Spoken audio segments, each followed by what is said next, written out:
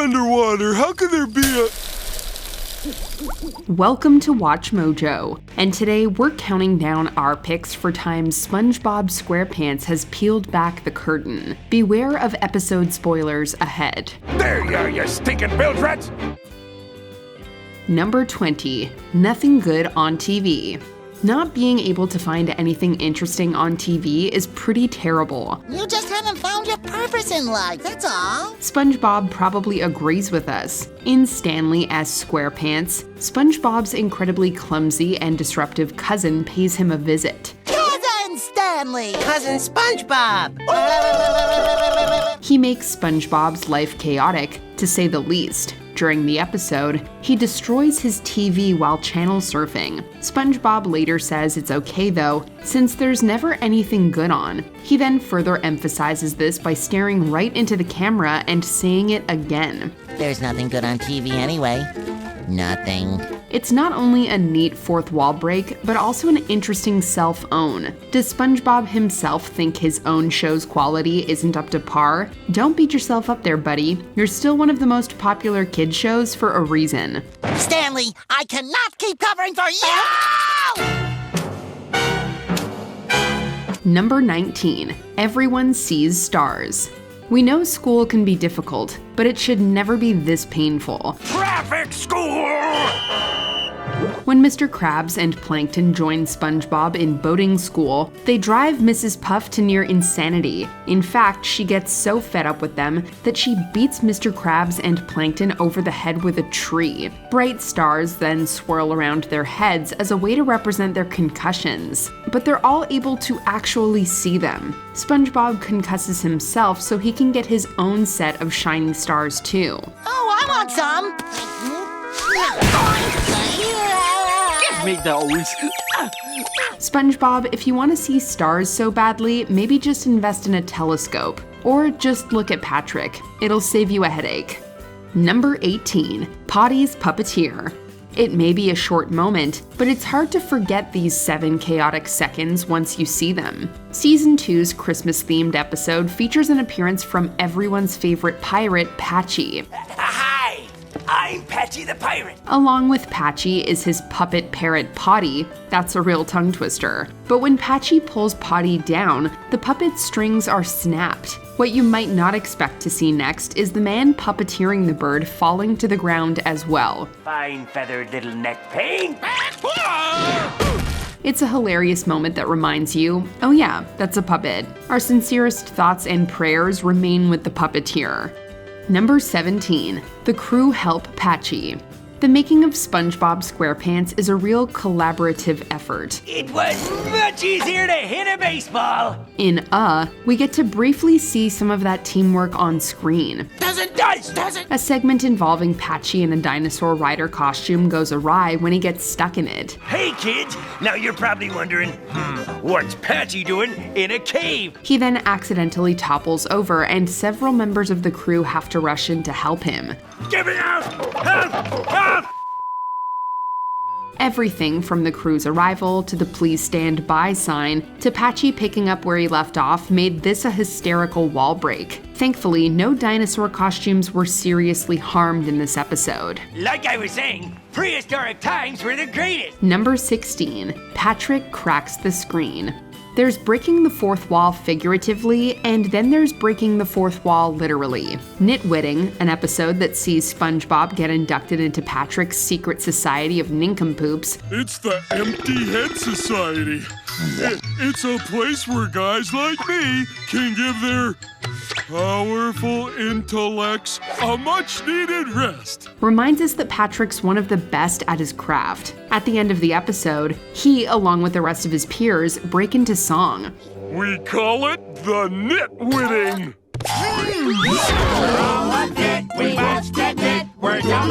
Patrick then closes things by rushing towards the screen. This causes him to crash straight into it. He's been known for doing some dumb things. Still, we can't help but be astonished by what he pulled off here. Not even the fourth wall is safe from Patrick. Number 15. All out of time cards. When SpongeBob and Patrick paint Mr. Krabs' house as punishment, they're told they can't let any paint spill or drop. Even one drop on anything but wall, I'll have your rear ends cut off and mounted over me fireplace. As SpongeBob attempts to start painting the wall, he's so racked by nerves that hours go by without him even starting. Well, here we go. This passage of time is shown by various cards, which are a pretty common staple of the show, but the cards are then revealed to be held by Patrick, who begs SpongeBob to start since he's running out of them. Can you move it along? I'm all out of time cards. The first reveal of Patrick holding all of the cards is such a hilarious gag that you don't expect it at first. It further illustrates that SpongeBob really has to hurry up. Number 14. SpongeBob imitates the narrator. There's a saying that imitation is the most sincere form of flattery. Unfortunately, SpongeBob takes this saying far too literally. I'll get you those orders as soon as possible. Or never, whichever comes first. He imitates Patrick, Sandy, Plankton, and even the show's iconic narrator. 80,000 impressions later. Would you please stop imitating me? It is starting to get very annoying. We have a feeling that the narrator ultimately wasn't flattered by SpongeBob's imitation. Regardless, we have to at least commend SpongeBob's commitment to the bit. Are we having fun yet, Squidward tentacles? He even used a French accent and everything. It's not every day that the narrator is actually worked into the episode's plot. Greetings. Go away.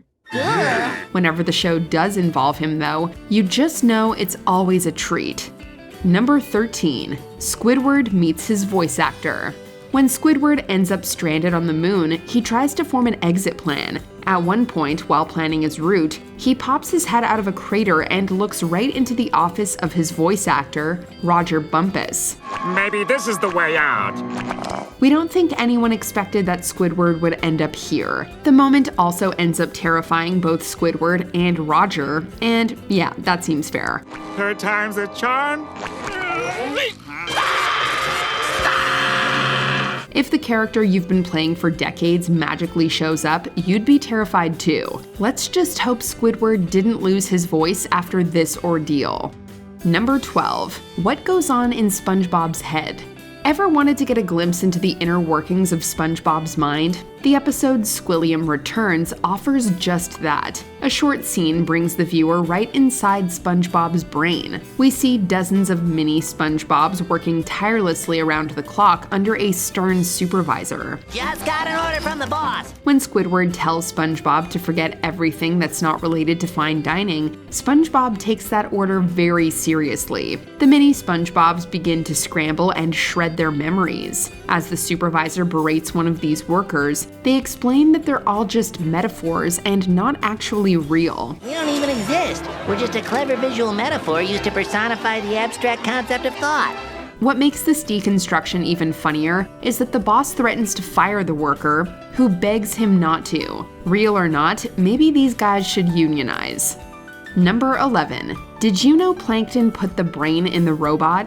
After SpongeBob is forced to start working at the Chum Bucket, Plankton is determined to get SpongeBob to make him a Krabby Patty. I command you to make me a patty this instant, or I'll be forced to remove your brain and implant it in my robot chef! At first, he tries to make him feel at home. Eventually, he decides it'd just be easier to turn SpongeBob into a robot to get what he wants. Welcome to the Chum Bucket makes two things very clear. One, these characters know how to sing. A stove is a stove, no matter where you go. A patty is a patty. 2. Plankton knows how to put a brain inside of a robot. In fact, he tells the audience this while trying to get his SpongeBob robot to make him a Krabby Patty. Or should I say Robot Bob Sponge Chef Pants? I put the brain in the robot, you know. But the robot still refuses. Sorry, Plankton, guess we can't always get what we want. Number 10. The Confused Family. I did it! I made it outside! Nothing can stop me now! Remember this ending where SpongeBob, Sandy, and Patrick encounter someone in a gorilla suit? SpongeBob asks what the ape is doing underwater in the first place, and the primate hastily rides off into the sunset on a horse. Sure, why not? George, they're onto us! Let's get out of here. However, immediately afterward, we zoom out to a real-life family sitting on their couch watching the episode, and looking even more confused than we are before finally shutting the TV off. It's like the show itself predicted the audience's reaction to this bizarre ending, and decided to beat their viewers to the punch. It works perfectly with the family's hilarious reaction, and shows that the series rarely takes itself too seriously. Number 9, the Trusty Slab. The Trusty Slab? Sounds familiar. While on a tour of the surface, SpongeBob and Patrick end up visiting an eerily familiar restaurant, the Trusty Slab. If it wasn't already obvious, this is the surface world / live-action counterpart of the Krusty Krab, and its employees are all human equivalents of SpongeBob, Squidward, and Mr. Krabs. No, wait, I'll have the, Sir, could you please order something? There are a lot of people waiting here. Some of us have live. Naturally, there's also a live-action Patrick and Sandy as Trusty Slab customers, and a humanized Plankton as the restaurant's biggest rival. All these humanized duplicates are portrayed by the characters' voice actors, and they not only showcase their acting skills outside the recording booth, but also how they perfectly replicate their characters' mannerisms. Jimbo! Got a restaurant full of hungry customers out there? Where are their burgers? Mr. Slabs, you know that I can't serve a slabby patty until it's cooked just right. If only SpongeBob and Patrick could see the connection as we can. I love this guy. Number 8, you just struck another pedestrian. Ah, the French narrator, the seldom seen Jacques Cousteau-like voice that helps set the scene at the beginning of an episode and reads the time cards. Here we are again at the Bikini Bottom Boating School. Today is once again the day of SpongeBob's boating school exam. However, it can be a dangerous job. For example, while setting the scene for SpongeBob's boating test, he accidentally ends up right in the little square dude's path. SpongeBob quickly approaches and then bam! He accidentally runs over the poor narrator. We even get a brief shot of the unconscious storyteller and his camera. More importantly, this is the last test for the year. And if SpongeBob does not pass this one, it means another whole year of boating school! Thankfully, the narrator survives the accident, but it just goes to show that not even he can escape the series' zany slapstick. He's definitely a lot safer as a disembodied voice. What happened? Oh, nothing, SpongeBob. You just struck another pedestrian. Number 7, SpongeBob rides the bubbles. Another staple of the series is all the bubble wipes, where a huge wall of bubbles floats across the screen as we transition from one scene to another. While it's definitely a dazzling sight, in the episode Born to be Wild, it has an even more practical use. SpongeBob fears for Bikini Bottom's safety when a biker gang starts riding into town. Nation, don't you know who the Wild Ones are, son? No, I don't know who you are either. Why, they're the most ferocious, bloodthirsty biker gang under the sea. He needs to warn everyone and decides to take the shortcut. What is the shortcut, you may ask? Hitching a ride on the bubble wipe, which takes him directly to the next scene inside the Krusty Krab. It's comforting to know that SpongeBob can rely on going meta in a state of emergency. I've got to warn everybody. I'd better take the shortcut. Mr. Krabs! SpongeBob! Where in the blue barnacles did you come from? There's no time for that, Mr. Krabs. Number 6, the narrator quits. A newly unemployed Squidward has been living with SpongeBob until he can get back on his feet. And while SpongeBob is saintly optimistic, the French narrator isn't so patient. He reads 2 title cards showing how Squidward's been mooching off of his neighbor for months. 3 weeks later. But on the 3rd card, so much time has passed that the producers had to hire a new narrator once Frenchie got tired of waiting. So much later that the old narrator got tired of waiting and they had to hire a new one. Thankfully, Frenchie comes back a few episodes later, but you know it's bad when even he can't stand Squidward's freeloading anymore. Coincidentally, it was at this sudden departure that SpongeBob finally snaps and tries to shoo his lazy neighbor away. Way to stand up for Frenchie, little square dude. No! It's already contaminated by the bad lemon. It won't work. That's 2 things in this house that won't work. Number 5, Squidward's pain.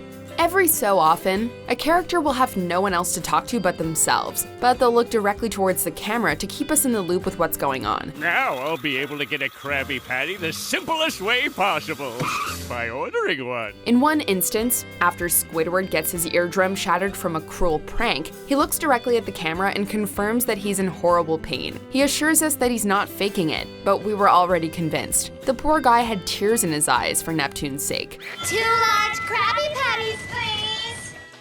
With fries!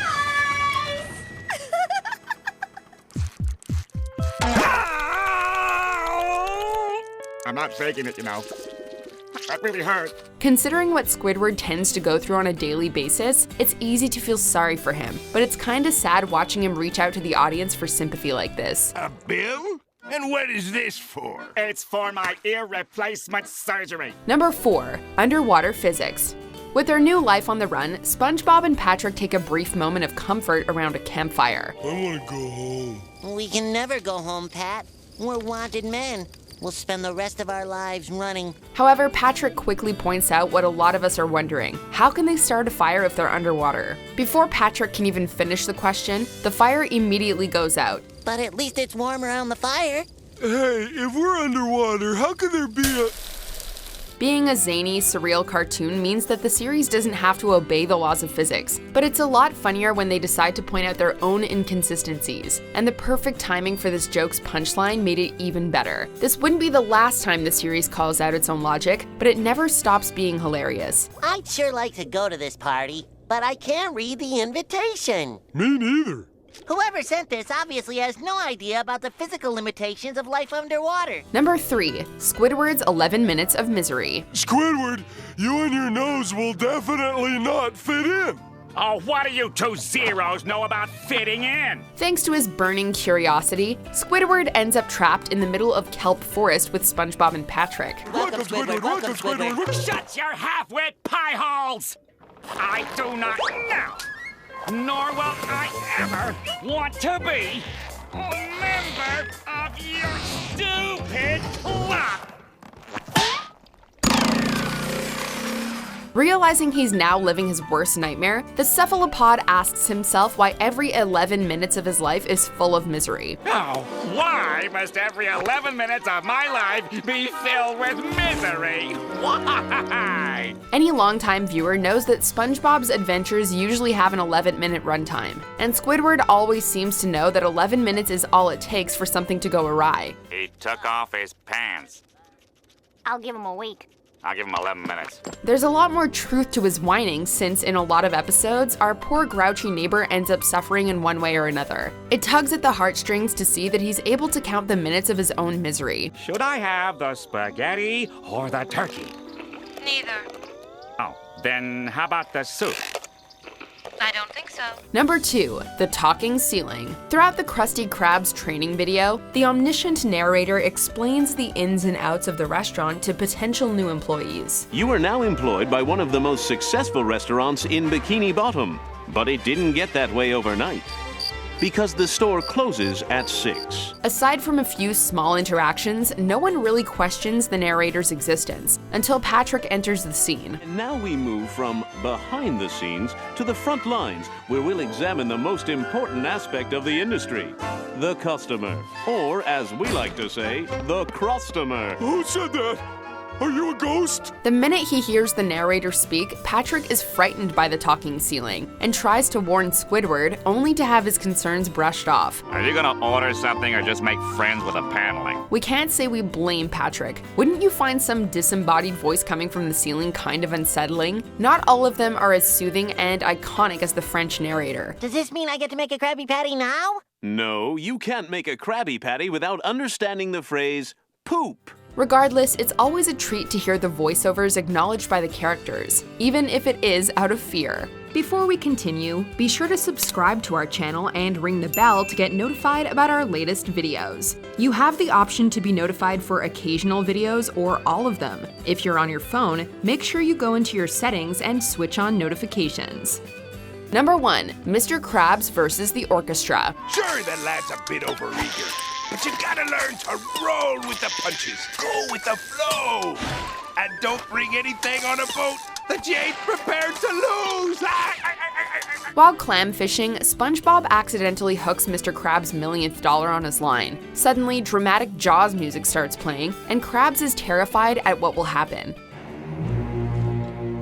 Oh no.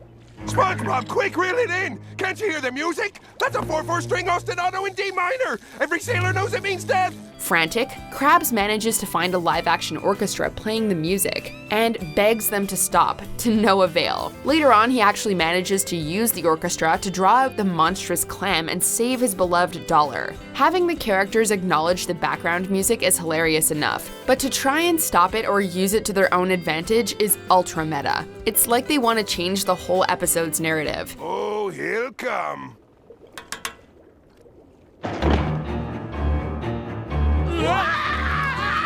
It almost makes us wonder how much control the characters have over their lives. Is there an epic fourth wall break we missed? Let us know in the comments.